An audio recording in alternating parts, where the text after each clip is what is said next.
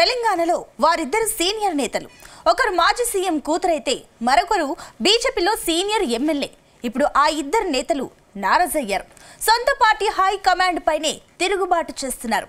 ఇప్పుడు వాళ్ళిద్దరూ హై కమాండ్కు ఎందుకు సవాల్ విసురుతున్నారు? వాళ్ళు తమ పార్టీ నుంచి ఏం ఆశిస్తున్నారు? Let's watch this story.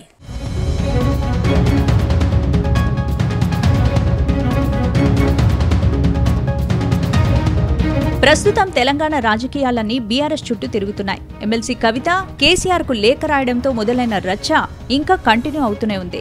ప్రతిరోజు మీడియా చిట్చాట్ పేరుతో ఎమ్మెల్సీ కవిత సంచలనాలు బయటపెడుతున్నారు. ఆ తర్వాత కేసీఆర్ చుట్టూ దెయ్యాలున్నారంటూ మరో బాంబు పేల్చారు. ఆ తర్వాత మరోసారి చిట్చాట్ నిర్వహించిన కవిత కేటీఆర్ టార్గెట్ గా విమర్శలు గుప్పించారు. బీఆర్ఎస్ పార్టీని కొందరు బీజేపీలో విలీనం చేసేందుకు ప్రయత్నించారని, తానే విలీనాన్ని అడ్డుకున్నారని చెప్పుకున్నారు. దాంతో గులాబీ పార్టీ పాలిటిక్స్ మరింత హీటెక్కాయి. ప్రస్తుతం కవిత చిట్చాట్ అంటే ఏదో సంచలనం ఉండబోతుందనే వరకెళ్ళింది మ్యాటర్.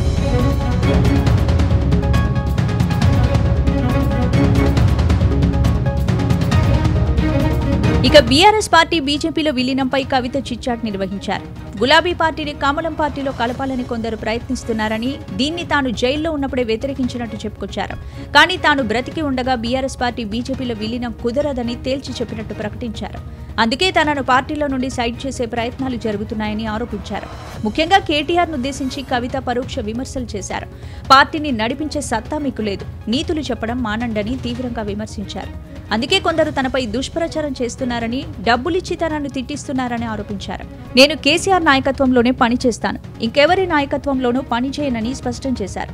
పార్టీలోని లీకు వీరులు తన లేఖను బహిర్గతం చేశారని, వారిని బయటపెట్టాలని డిమాండ్ చేశారు.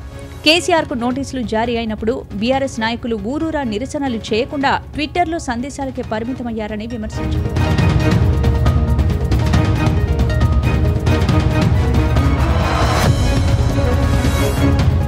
ఆ తర్వాత మరోసారి కవిత చిట్చాట్తో రాజకీయాల్ని రక్తి కట్టించే ప్రయత్నం చేశారు. మంచిర్యాల జిల్లా కేంద్రంలో పర్యటించారు ఎమ్మెల్సీ కవిత. ఈ సందర్భంగా బీఆర్ఎస్ పార్టీలో ఎన్నోసార్లు మనోవేదన గురైనట్లు చెప్పుకొచ్చారు. అందుకే పార్టీని కాపాడుకునేందుకు లేఖ రాసినట్లు తెలిపారు. అయితే తనకు ప్రత్యేక ఎజెండా ఏదీ లేదని, కానీ పెద్దయిన కేసీఆర్ను ఎవరైనా విమర్శించినా ఊరుకోనని హెచ్చరించారు.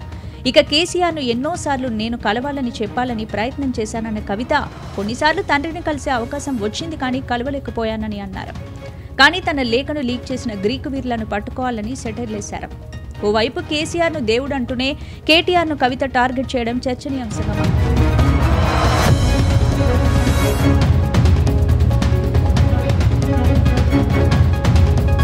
ఇప్పుడు ఈ చిట్చాట్ లిస్టులోకి ఎమ్మెల్యే రాజాసింగ్ చేరిపోయారు.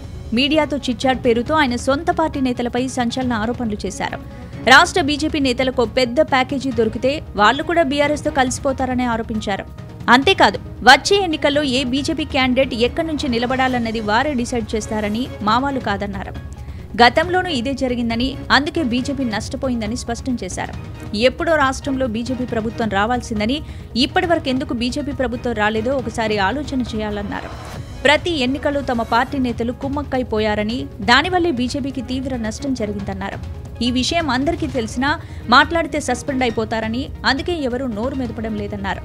ఇలా చిట్చాట్ పేరుతో సొంత పార్టీ లీడర్లను చెడుగుడు ఆడుకున్నారు ఎమ్మెల్యే రాజాసింగ్.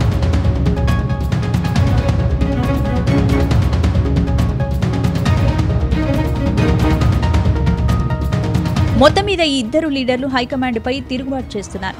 ఇన్నాళ్లు పార్టీలో తమకు జరిగిన అన్యాయాన్ని బయటకెళ్లగక్కుతున్నారు. అయితే ఈ ఇద్దరు నేతల పొలిటికల్ స్ట్రాటజీ ఏంటనేది మాత్రం ఎవరికీ అర్థం కావడం లేదు. వీరిది రాజకీయ వ్యూహమా, లేక వీరి వెనుక ఎవరైనా ఉండి నడిపిస్తున్నారా అనే ప్రశ్నలు ఎదురవుతున్నాయి.